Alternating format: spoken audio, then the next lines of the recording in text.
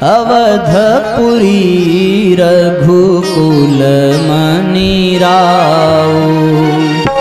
अवधपुरी रघुकुल मनि राउ। वेद विदित तेहि दशरथ नाउ। वेद विदित तेहि दशरथ नाउ। धर्म धुरंधर गुण निधि ज्ञानी। धर्म धुरंधर बहुत धर्मशील राजा हैं। हृदय भगति मति सारंग पानी। हृदय भगति मति सारंग पानी। अयोध्या के राजा धर्म धुरंधर हैं, गुणनिधि हैं, ज्ञानी हैं। केवल ज्ञानी ही नहीं, उनके हृदय में भक्ति भी है और मति सारंग पाणी में। 3 रानियां हैं, कौसल्यादि नार प्रिय सब आचरण पुनीत। पति अनुकूल प्रेम दृढ़ हरिपद कमल विनीत। हरिपद कमल विनीत। पति के अनुकूल है, दृढ़ प्रेम है और भगवान के श्री चरणों में दृढ़ प्रेम है। किसका? कौशल्यादि नारी, जितनी भी राजा दशरथ की पत्नी हैं। एक बार की घटना घटी, राजा के मन में एक भाव आया। एक बार भूपति मन माही। एक बार भूपति मन माही।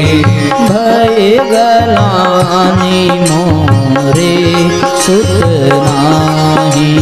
भय गलानी मोरे सुत नाही। गुरु गृह गयाऊं तुरत मही पाला। गुरु गृह गुरु के घर गए हैं तुरत प्रार्थना करने। पाला। चरण लागी करी विनय विशाला। चरण लागे करी विनय विशाला। निज सुख दुख सब गुरु ही सुनायो। पहले सुख सुनाया है, उसके बाद दुख सुनाया है कि हे गुरुदेव, आपकी कृपा से मेरे राज्य में किसी चीज की कमी नहीं है। मैं सोने चांदी के बर्तनों में भोजन करता हूँ। मेरी रानियां बहुत प्रसन्न हैं। मेरे मकान में, मेरे महलों में चंदन के किवाड़ लगे हैं। दीवालों पर बड़े बड़े रत्न जड़ित हैं। जहां तक दृष्टि जाती है वहां तक साम्राज्य केवल मेरा है। चतुरंगड़ी सेना है, देवताओं का राजा इंद्र मेरा मित्र है। धन का राजा कुबेर मेरे साथ उठता बैठता है। आपका आशीर्वाद है, भगवान की बड़ी कृपा है। उसके बाद अपना दुख रखा है। गुरुदेव, एक ही बात का कष्ट है और वो कष्ट इस बात का है कि क्या मेरे बाद रघुकुल का ये वंश समाप्त हो जाएगा? क्या इस वंश में आगे कोई वंशज नहीं मिलेगा? क्या मेरी रानियां कभी मां बनने का सौभाग्य प्राप्त नहीं करेंगी? क्या मैं कभी पिता नहीं बन पाऊंगा? क्या मेरे आंगन में कभी बच्चों की किलकारियां नहीं गूंजेंगी? हे गुरुदेव, कृपा करिए। मैं आपसे एक ही प्रार्थना करता हूं कि मेरे बाद मेरे राज्य को संभालने वाला कोई हो। वशिष्ठ जी ने कहा, धरहूं धीर होई है सुतचारी। धरहूं धीर होई है सुतचारी। त्रिभुवन विदित भगत भयहारी। त्रिभुवन विदित भगत भयहारी। बुलाया है श्रृंगी ऋषि को, उनको बुलाइए। पुत्रेष्टि यज्ञ कराया। भगत सहित मुनि आहुति दीनी। प्रगटे अग्नि चरु कर लीनी। हाथ में अग्निदेव चरु का पात्र लेकर के प्रकट हुए हैं। यही विधि गर्भ सहित सब नारी खीर का वितरण किया है। जितना प्रसाद था उसका आधा भाग किया और कौशल्या को प्रदान किया। फिर आधे में से 2 भाग किया, एक भाग फिर से कैकेयी को दिया। और उसके पश्चात जो 3/4 हिस्सा बचा, यानी आधा कौशल्या को दिया था, आधे में से आधा कैकेयी को दिया, जो आधा बचा उसके फिर 2 भाग किए और कौशल्या और कैकेयी के हाथों सुमित्रा को दिलवाया।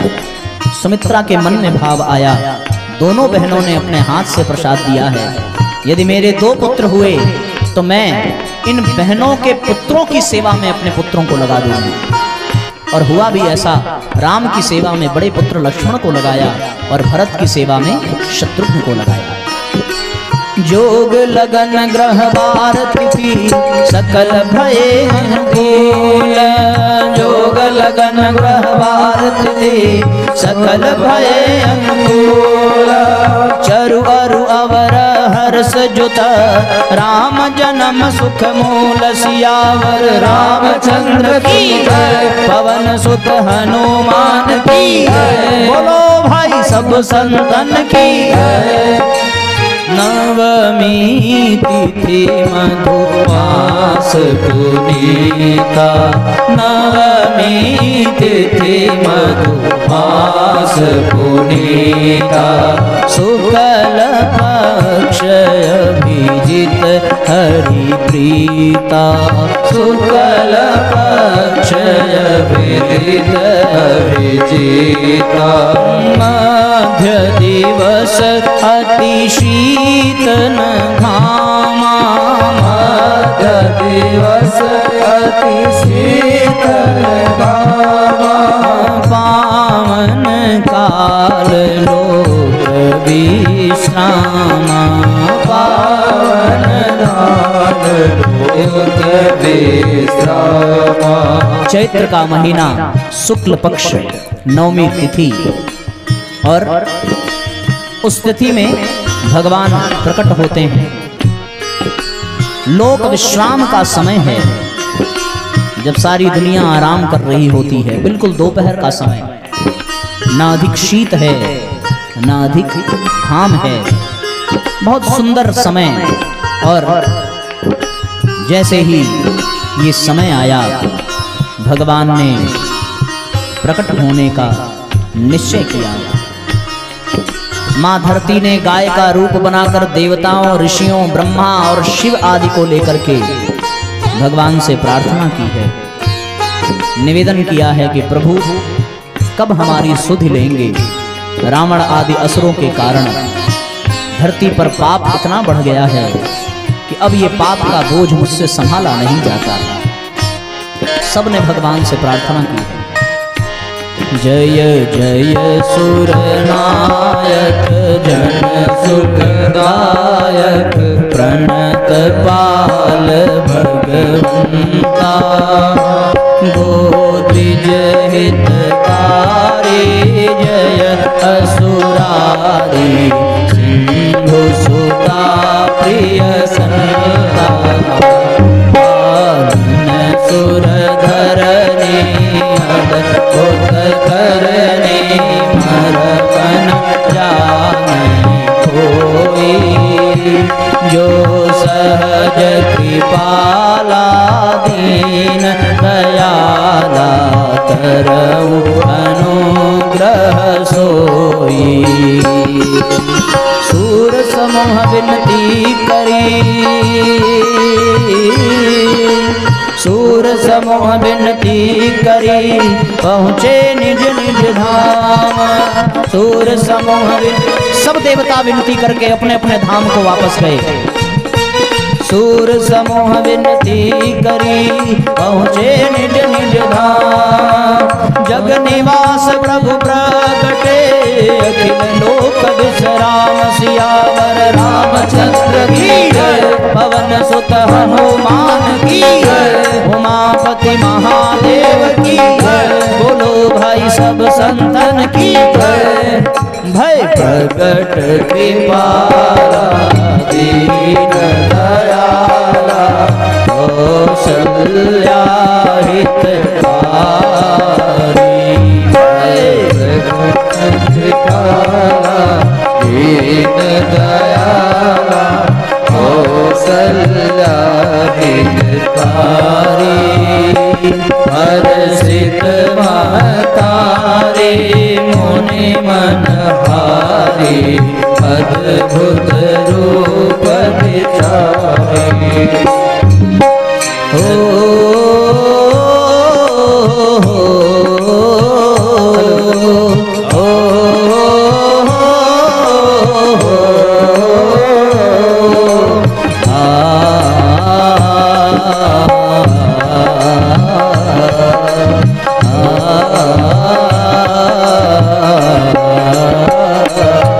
लोचन अभिरामा घन घन श्यामा निज आयुध भुज धारी भूषण वनमाला नयन विशाला शोभा सिंधु करारी ब्रह्मांड निकाया निर्मित माया रोम रोम प्रतिवेद कहे मोर शोभासी अरोपहासी सुरत धीर मतभेद प्रकट कृपाला दीन दयाला कौशल्या हितकारी मनधारी मुनि मनहारी अद्भुत रूप विचारी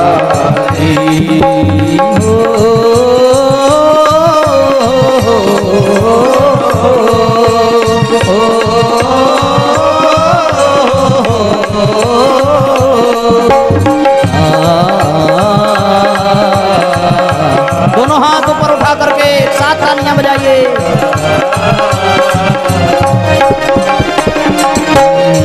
माता पुण्य बोली सोमर डोले तजहुतात यह रूपा की जय सुशीला अति प्रिय शीला यह सुख परम अनूपा सुनि बचन सुजाना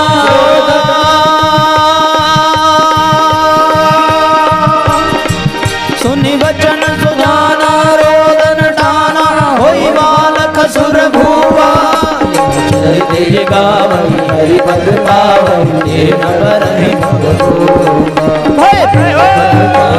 पाला दीन दयाला कौशल्या दोनों हाथ ऊपर उठा करके सित महतारी पुण्य मनहारी अद्भुत रूप विचारी विप्रधेनु सुर संहित लीन मनुज अवतार विप्रधेनु सुर संहित लीन मनुज अवतार निज इच्छा निर्मित तनु माया गुण गोपार निज इच्छा निर्मित तनु माया गुण गोपार सियावर रामचंद्र की बोलो भाई सब संतन की।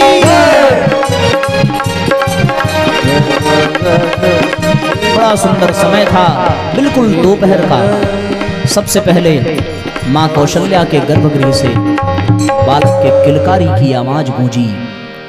दशरथ को बड़ी प्रसन्नता हुई। जाकर नाम सुनत शुभ होई मोरे गृह आवा प्रभु सोई। उसके कुछ ही पल बाद मां कैकेयी के भवन से एक आवाज आई और उसके बाद फिर सुमित्रा के भवन से चारों ओर से सारे दास दासी भागते हुए महाराज दशरथ के पास आए। खुशखबरी सुनाई कि महाराज माता कौशल्या ने एक पुत्र को जन्म दिया है, माता कैकेयी ने एक पुत्र को जन्म दिया है और माता सुमित्रा ने 2 पुत्रों को जन्म दिया है। भगवान का प्राकट्य हुआ। बोलिए भक्तवत्सल भगवान की जय, बोलिए राम लला सरकार की जय, बोलिए भरत भैया की जय, बोलिए लखन लाल की जय, बोलिए शत्रुघ्न लाल की जय।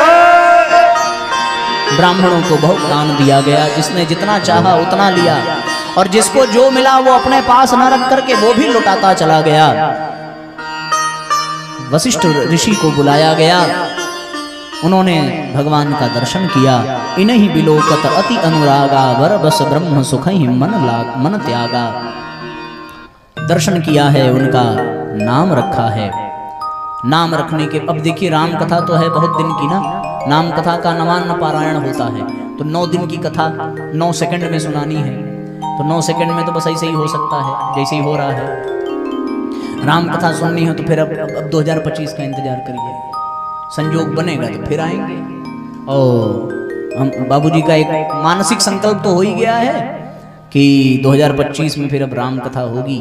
तो कौन कौन चाहता है कि राम कथा फिर हो? भाई हाथ उठाओ जरा, हम यहीं से करवाएंगे ना।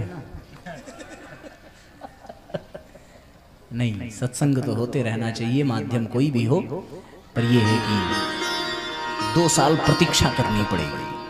तो 23 है, 24 फिर 25 में संयोग बना, भगवान से हम भी प्रार्थना करेंगे, आप सब भी करना, और फिर से हम लोग मिलें तो राम कथा होगी। नहीं तो फिर ऐसे ही है, कहें तो एक गीत में पूरी राम कथा पूरी हो जाती है। अयोध्या में वन गमन, हनुमत मिलन, उसके पहले सीता हरण, हनुमत मिलन, लंका दहन, रावण मरण, अयोध्या पुनः आगमन, यही राम कथा है।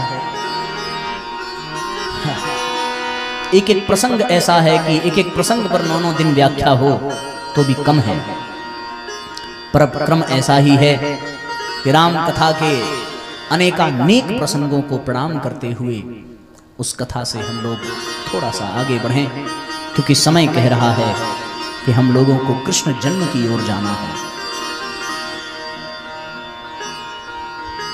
भगवान राम ने मर्यादा की स्थापना करते हुए रामावतार में हर संबंध के कैसे कैसे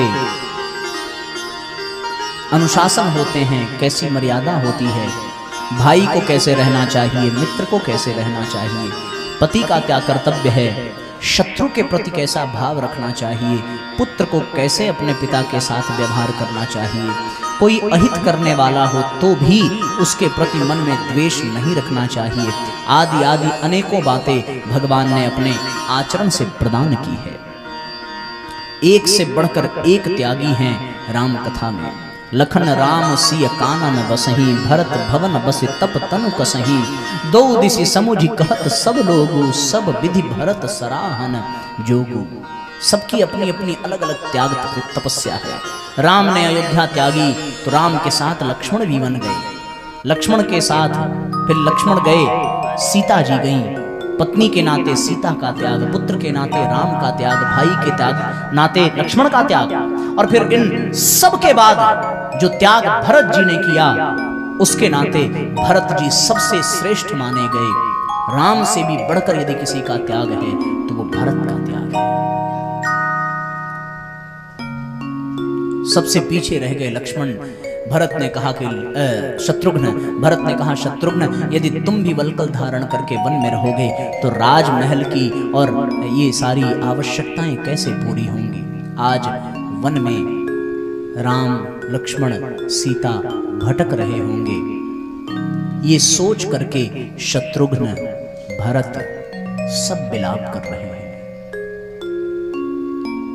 किस प्रसंग को कहें, किस प्रसंग को छोड़ें, सारे प्रसंग अपने आप में एक से बढ़कर एक हैं, सब हमारे लिए उपयोगी हैं।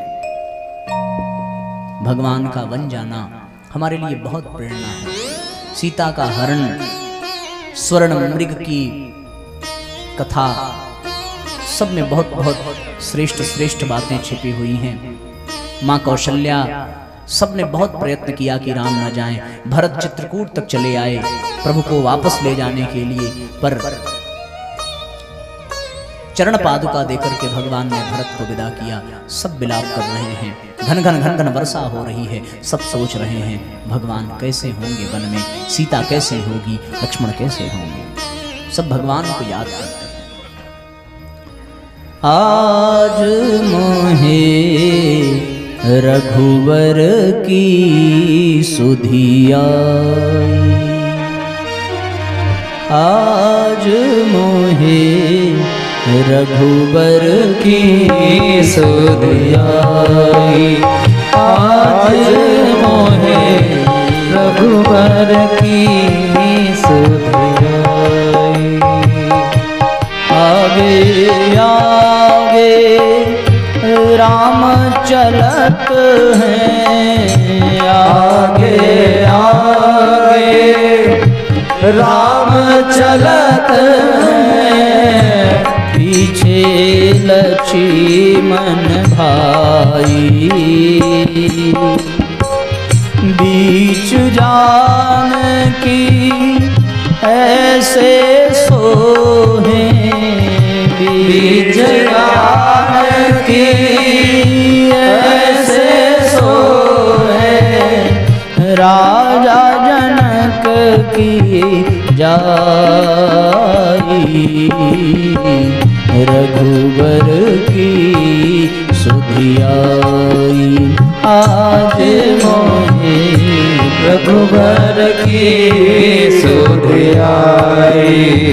आज मोहे रघुबर की सुधियाई। भगवान बन गए हैं, रावण से युद्ध हुआ।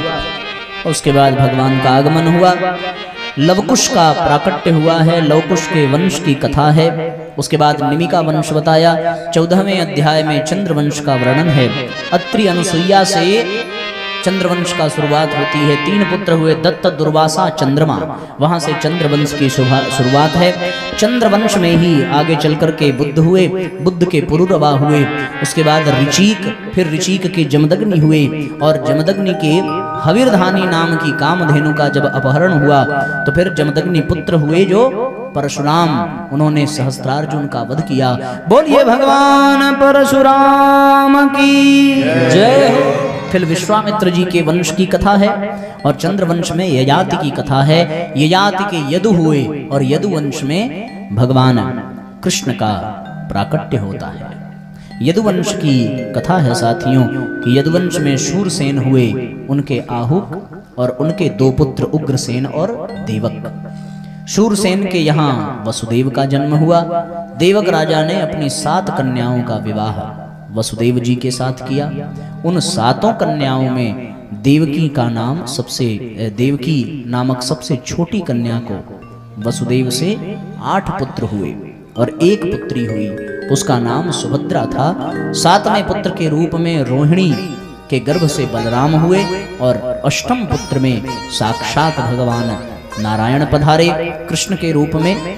भगवान के चरित्र को संक्षेप में सुखदेव जी ने सुनाया है। जब संक्षेप में सुनाया तो परीक्षित ने कहा, महाराज ये कैसी परीक्षा आप ले रहे हैं? कृष्ण तो हमारे आराध्य हैं, आपसे प्रार्थना है कि हमसे कृपा करें, हमें विस्तार से भगवान कृष्ण की कथा सुनाइए। किस प्रकार उन्होंने 11 वर्ष की लीला गोकुल में की, 14 वर्ष मथुरा में उन्होंने क्या क्या किया, और फिर 100 वर्ष द्वारिका में उन्होंने क्या क्या किया, हमें सब विस्तार से सुनाइए। कैसे उन्होंने हमारे पूर्वजों का सहयोग किया था, कैसे उन्होंने हमारी रक्षा गर्भ में की थी, हमें सब सुनना है, सब जानना है। सुखदेव भगवान ने कहा कि राजन, आज चतुर्थ दिवस है, चतुर्थ दिवस की संध्या है। तुमने पिछले 4 दिनों से न कुछ खाया है न कुछ पिया है। तुम थोड़ी देर विश्राम कर लो, कुछ खा पी लो। परीक्षित ने कहा, अन्न और जल के कारण ही मुझसे इतना बड़ा पाप हुआ कि मैं भूख और प्यास से पीड़ित था, और उस पीड़ा में मैंने ऋषि का अपमान किया। अब तो अन्न और जल को मैं स्पर्श भी नहीं करूंगा। ये कथामृत ही जिसका मैं पान कर रहा हूं, यही मेरे जीवन की प्यास, जीवन की भूख को मिटा रही है। इसलिए भगवान कृपा आपसे है कि आप मेरी प्रार्थना स्वीकार करें और भगवान की कथा आगे सुनावें। सुखदेव जी ने भगवान की कथा को आगे बढ़ाया और कहा कि जब धरती ब्रह्मा और शिव आदि समस्त देवताओं को गौ का रूप धारण करके भगवान के पास गई, तो भगवान ने आश्वासन दिया कि वसुदेव देवकी के यहाँ मैं जन्म लेकर के आऊंगा, और जन्म लेकर के मैं भूप राग हरूंगा। भूप राग यानी धरती के कष्ट को और भूपराग यानी धरती के कष्ट को और भूप यानी राजा, राग यानी राजाओं के अहंकार को मैं अवश्य ही हरूंगा। बहुत सुंदर क्रम बनाया। ऐसा सुंदर एक क्रम साधु पुरुषों की रक्षा के लिए, सभी भक्तों के सहायतार्थ, सभी भक्तों के कल्याण के लिए मैं अवश्य धराधाम पर आऊंगा। और उसके बाद फिर उग्रसेन का क्रम ऐसा बना कि मथुरा में देवक की बेटी देवकी का विवाह वसुदेव जी के साथ संपन्न हुआ। सब विधियां हुई, कन्या की विदाई की बेला आई। रोती हुई देवकी वसुदेव जी के बगल में बैठी। उग्रसेन के पुत्र कंस को अपनी इस चचेरी बहन के प्रति अधिक स्नेह है, सो उसने सारथी को हटाया, स्वयं बहन के ससुराल पहुंचाने के लिए जिम्मेदारी उठाई। जो भगवान को पसंद नहीं आया कि जिसके गर्भ से मैं जन्म लेने वाला हूं उसके रथ को हाँकने वाला कोई देहाभिमानी कंस हो, ये उचित नहीं है। इसलिए आकाशवाणी हुई। क्या आकाशवाणी हुई? पथि प्रग्रहिणं कसमाभाष्याः शरीरवाक् अस्यास्त्वामष्टमो गर्भो हन्तायाम वहसे बुध। हे अबुध, जिस तेरी बहन के प्रति तुझे इतना स्नेह है उसके 8वें गर्भ से तेरी मृत्यु होगी। कंस ने अश्वों की लगाम खींच करके रथ को रोका और उसके पश्चात विचार करके देवकी पर प्रहार करने के लिए आगे बढ़ा। वसुदेव ने रोका, बहुत विधि से समझाया कि आप भाई हैं, बहन का वध नहीं करते, और फिर आप एक पुरुष हैं, आप कायर नहीं जो स्त्री पर हाथ छोड़ें। आपको देवकी से नहीं, देवकी के अष्टम गर्भ से कष्ट है, उससे भय है। मैं आपको वचन देता हूं कि देवकी के पुत्र को मैं आपको समर्पित कर दूंगा, आप निश्चिंत रहें। इस वचन का आश्वासन पाकर कंस ने देवकी को छोड़ा। और जब देवकी को छोड़ा तो फिर आगे चल करके देवकी और वसुदेव के प्रथम पुत्र हुए। वचन के अनुसार प्रथम पुत्र को लेकर के वसुदेव कंस के पास पहुंचे।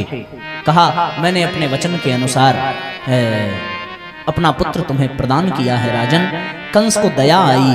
कंस ने कहा, हमारी 2 पत्नियां अस्ति और प्राप्ति, ये जरासंध की बेटियां हैं, मेरे कोई संतान नहीं, यह बालक तो मेरे पुत्र के समान है, मैं इसका वध क्यों करूंगा? मुझे प्रथम नहीं अष्टम गर्भ से संकट है। इसलिए हे वसुदेव, आपने वचन का पालन किया, मैं प्रसन्न हूं, आप ले जाइए इस पुत्र को। तब तक नारद जी को चैन कहां, नारद जी प्रकट हो गए। नारद जी ने कहा कि राजन, ये 5 उंगली है, इसमें 5वीं उंगली कौन सी है? कंस टेंशन में आ गया। बोले, अगर इसको 5वीं कहेंगे, इसको पहली कहें तब ये 5वीं होगी, और अगर इसको पहली कहें तो 5वीं ये होगी। नारद जी ने कहा, बताओ भाई 5वीं उंगली कौन है? तो कंस कंफ्यूज हुआ। फिर नारद जी ने कहा, तुम्हें कैसे पता कि वो अष्टम गर्भ नहीं है? अगर यहां से गिनो तो 5वीं ये, यहां से गिनो तो 5वीं ये, यहां से गिनो तो 5वीं ये, यहां से गिनो तो 5वीं ये, तो इस बात की क्या गारंटी है कि वो अष्टम गर्भ नहीं है? तब कंस को होश आया। नारद जी ने सोचा, इतना ये दयालु प्रवृत्ति का हो जाएगा तो इसके पाप का घड़ा भरेगा नहीं, और भरेगा नहीं तो विधि का विधान पूरा नहीं होगा, फिर भगवान आएंगे नहीं जल्दी, इसका पाप बढ़े। और उसके बाद कंस ने बुला करके 1-1 बच्चों का वध किया। 7वें गर्भ के रूप में भगवान के परम भक्त शेषनाग जी ने संकल्प लिया कि प्रभु, पिछली बार मैं आपका छोटा भाई था, अगर मैं बड़ा होता तो आपको कतई वन में नहीं जाने देता, इसलिए अब की बार पहले मैं पैदा होऊंगा, मैं पहले जाऊंगा। भगवान ने तुरंत स्वीकार किया और 7वें गर्भ के रूप में देवकी के गर्भ में शेषनाग जी का आगमन हुआ। भगवान ने माया को संकेत किया। माया ने अपनी शक्ति से वसुदेव की दूसरी पत्नी माता रोहिणी के गर्भ में संकर्षण करके शेषनाग जी को वहां पहुंचाया, जिसके नाते इनका एक नाम संकर्षण भी होगा, ऐसा भाव कहते हुए भगवान की आज्ञा का माया ने पालन किया। और उसके बाद 8वें गर्भ के रूप में भगवान का अब प्राकट्य होने वाला है। बोलिए दाऊ दादा की।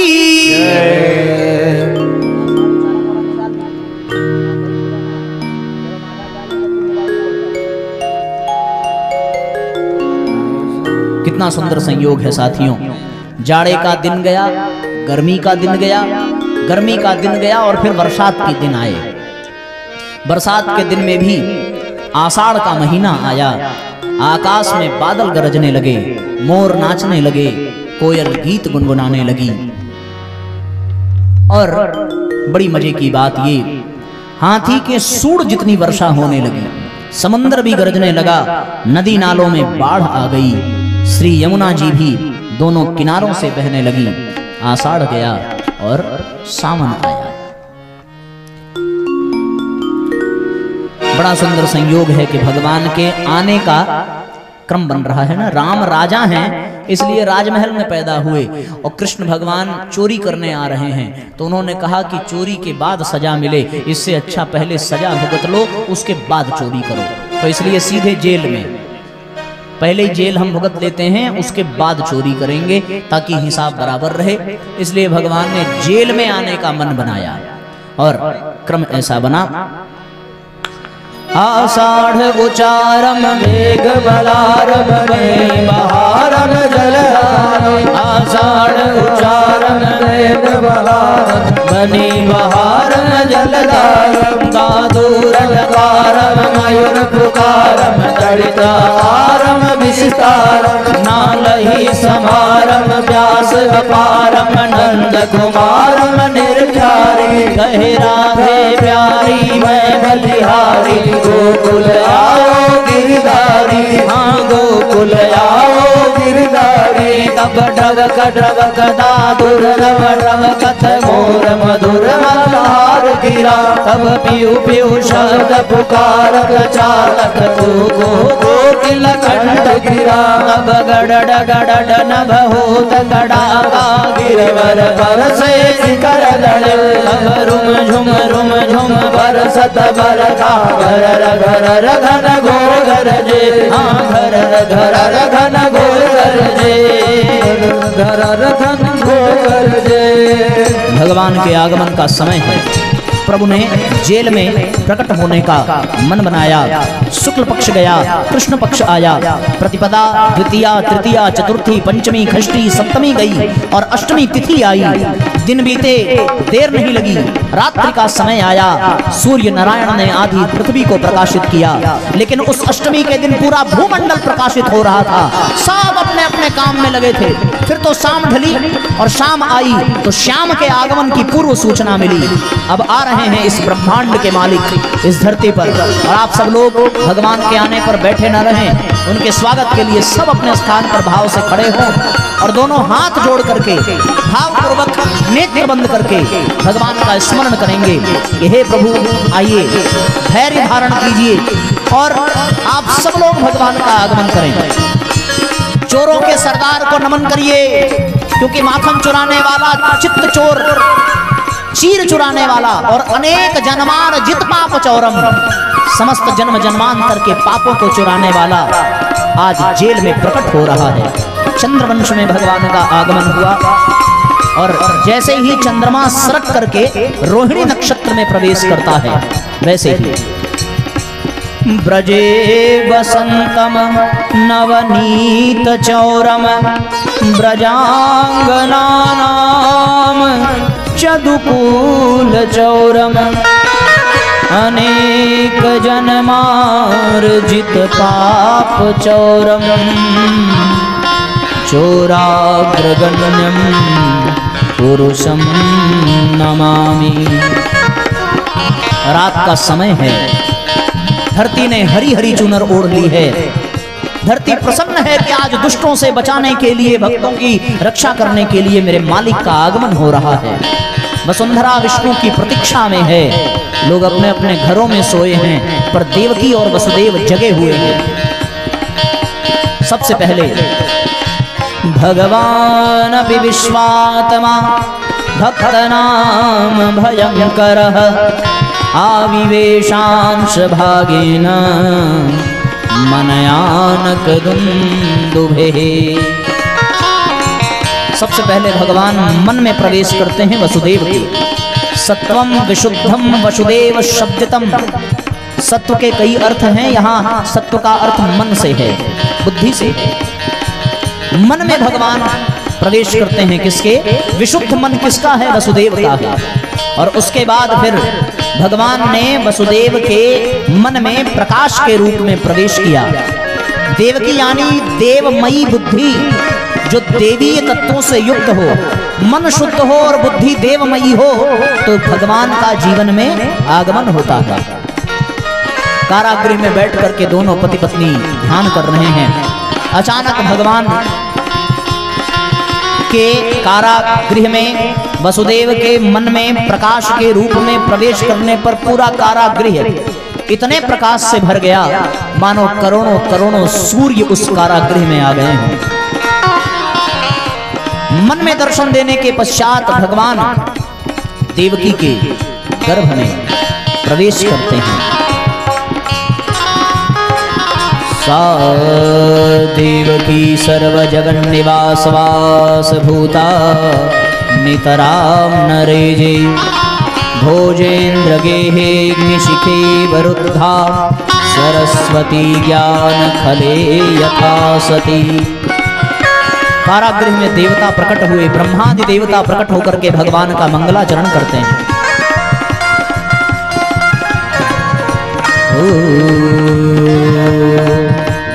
सत्यव्रतम सत्यपरम त्रिसत्यम सत्यस्य योनिम निहितम च सत्ये सत्यस्य सत्यमृत सत्यनेत्रम सत्यात्मकम त्वां शरणं प्रपन्ना।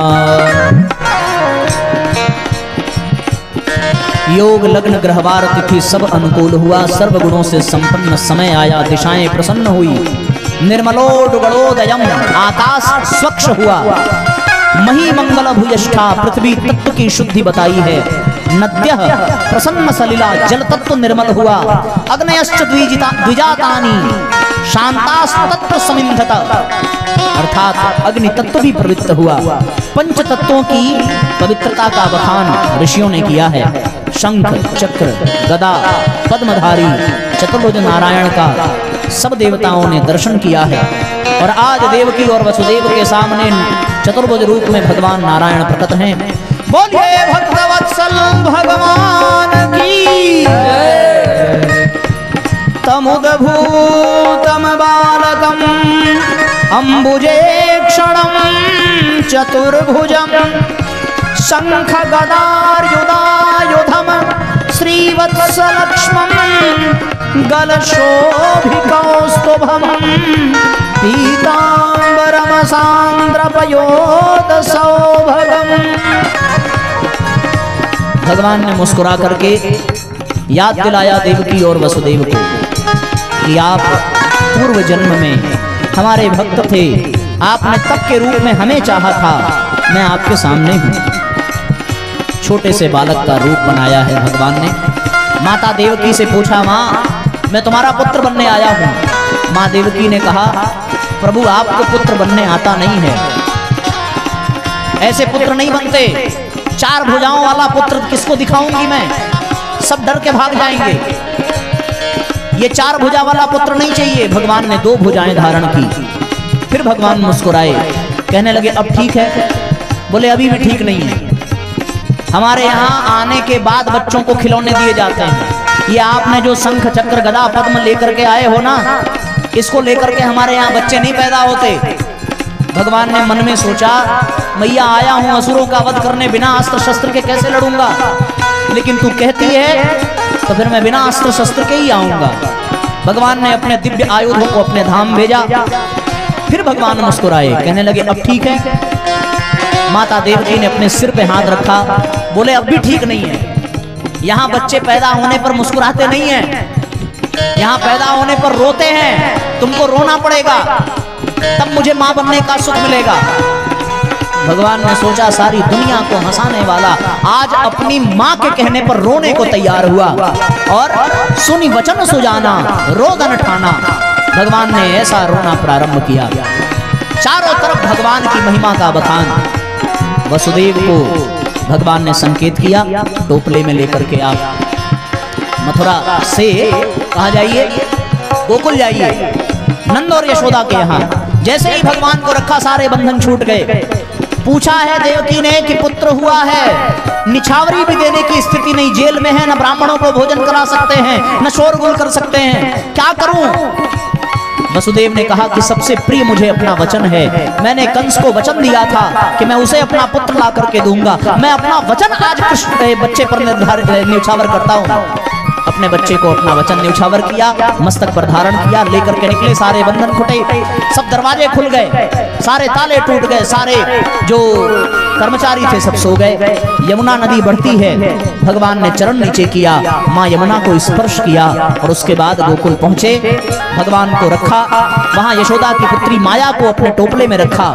प्रणाम किया है वसुदेव ने कि प्रभु शीघ्र दर्शन दीजिएगा, आपके दर्शन में हम सब आपकी प्रतीक्षा में रहेंगे। माया को धारण किया, वापस आए। कंस को चिंता हुई किस बात की कि पुत्र होना था 8वें गर्भ में, पुत्री कैसे हो गई। जैसे ही पुत्री को लिया, मारने का प्रयत्न किया, तुरंत अंतर्ध्यान होकर आकाश में प्रकट हुई। रे मूर्ख कंस, तुझे मारने वाला इस संसार में प्रकट हो चुका है, अब तुझे अधिक दिन जीवित रहने का अवसर नहीं मिलेगा। ये कह करके देवताओं ने प्रार्थना की, मां विंध्यवासिनी के रूप में विंध्याचल में स्थापित होती हैं। बोलिए विंध्यवासिनी मैया की। कंस हुआ चिंतित, और कंस को चिंतित छोड़ो, हम लोग चले गोकुल। और जैसे ही गोकुल में ब्रह्म मुहूर्त का समय हुआ, भगवान को हो गई टेंशन। मेरे आने पर सारी दुनिया जाग जाती है और मैया करवट बदल करके सोई है। क्या करूं, कैसे करूं, कैसे जगाऊं। दाऊ दादा को संकेत मिला और दाऊ दादा ने वो रोना प्रारंभ किया। और उनको चुप कराने के लिए माता रोहिणी कमरे से बाहर निकलकर दूध लेने गई। खिड़की से भीतर झांका, यशोदा सो रही है और पीछे एक लल्ला खेल रहा है। रोहिणी अंदर आई, यशोदा तुझे पता नहीं है तेरी बगल में तेरा लाल सोया है। यशोदा के नेत्र खुले। इतने में नंद बाबा की बहन सुनंदा दौड़ करके आई, देखा भाभी की बगल में एक पुत्र है। नंद बाबा गाय के घर में हैं, दौड़ करके गई। नंद भैया सुनो, अरे लालो भयो है। गाय का काम करते करते एक अजीब सी आवाज, पीछे मुड़कर देखा, बहन सुनंदा। क्या कहा, फिर से बोल। नहीं, फिर से नहीं बोलूंगी। क्यों? ये आपके गले में जो मणि का हार है पहले वो दो, फिर बताऊंगी।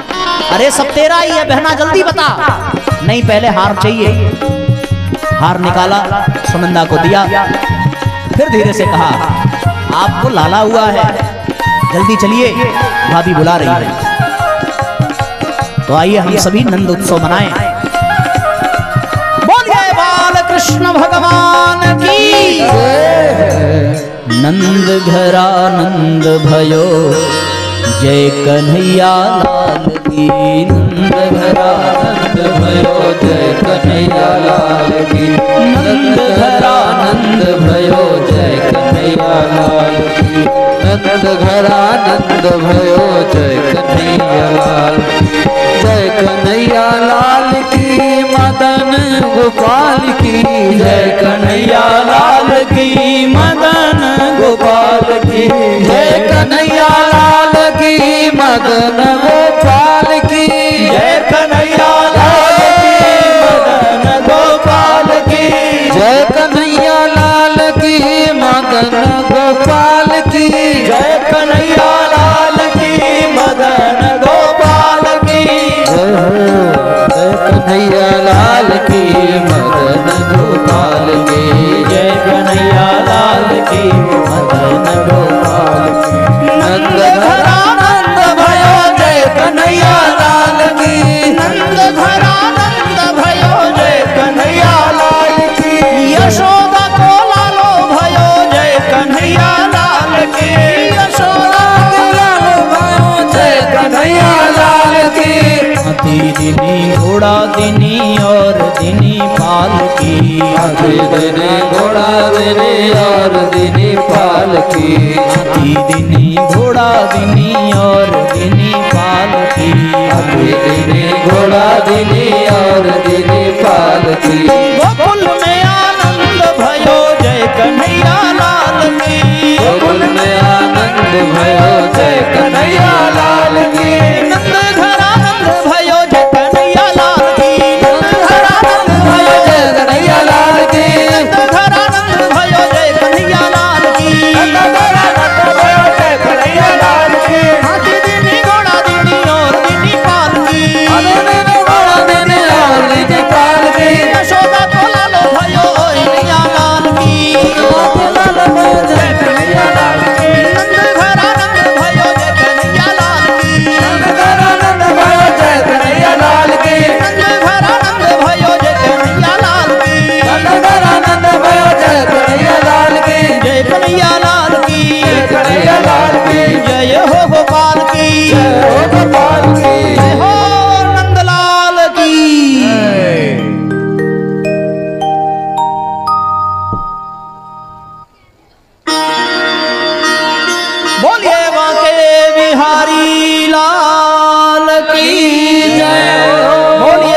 भक्त वत्सल भगवान की जय हो।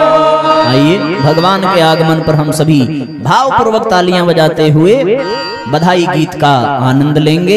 सभी एक साथ तालियां बजाएंगे, एक साथ झूमते हुए परमात्मा का अवतरण का पर्व मनाएंगे और उसके बाद फिर भगवान की आरती, और आरती करके हम सभी आज के सत्र को विराम देंगे।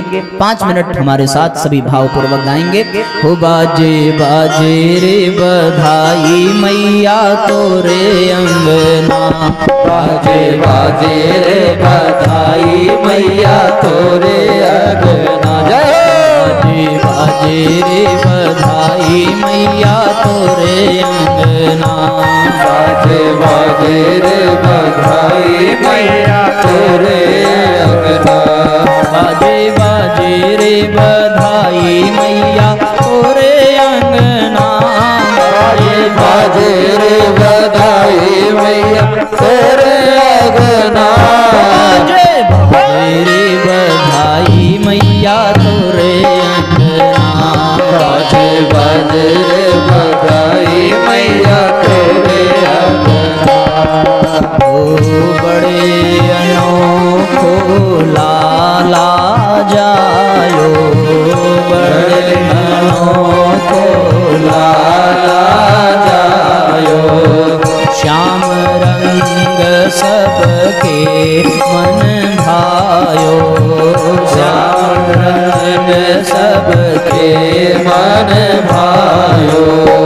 ब्रजवासिन के मन हुलसायो, ब्रजवासिन के मन हरसायो। उमग उमग सब चले नंद घर बांधे बधना, उमग उमग सब चले नंद घर बाजे बधना। बाजे तेरे बधाई मैया तेरे अंगना, बाजे बाजे रे बधाई मैया तोरे अंगना। मैया तोरे अंगना, यशोदा तोरे अंगना, मैया तोरे अंगना, मैया तोरे अंगना। बाजे बाजे रे बधाई मैया तोरे अंगना, बाजे बाजे रे बधाई मैया तोरे अंगना।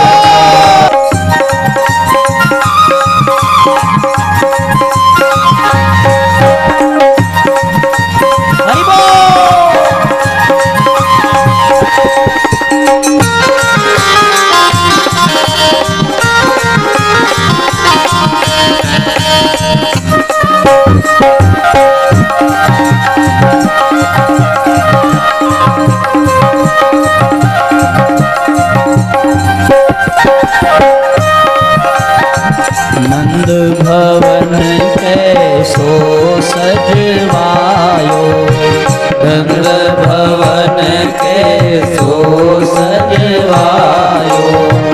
वैकुंठ को दियो लजायो, वैकुंठ को दियो लजायो। सब लोकन में घनो सुहायो, सब लोगन में घनो सुहायो। टोल टोल गोपी उठी धाई गाए मंगला, टोल टोल गोपी उठी गायो ललना। बाजे बाजे बधाई मैया तोरे अंगना, बाजे बाजे रे बधाई मैया तोरे अंगना। बाजे बाजे रे बधाई मैया तोरे अंगना, बाजे बाजे रे बधाई मैया तोरे अंगना।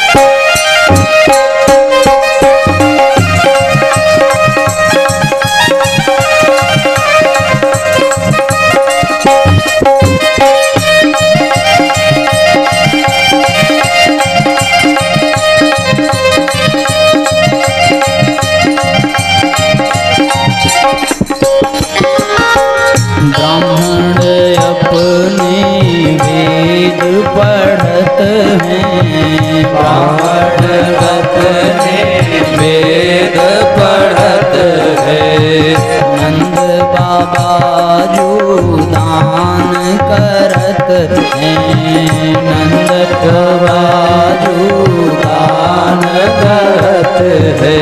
गोपिन को दिए लहंगा पर रतन जटित कंगना, गोपिन को दिए लहंगा पर रतन जटित कंगना। ओ बाजे बाजे रे बधाई मैया तो बाजे बाजे रे बधाई मैया तोरे आंगना। बाजे बाजे रे बधाई मैया तोरे आंगना। बाजे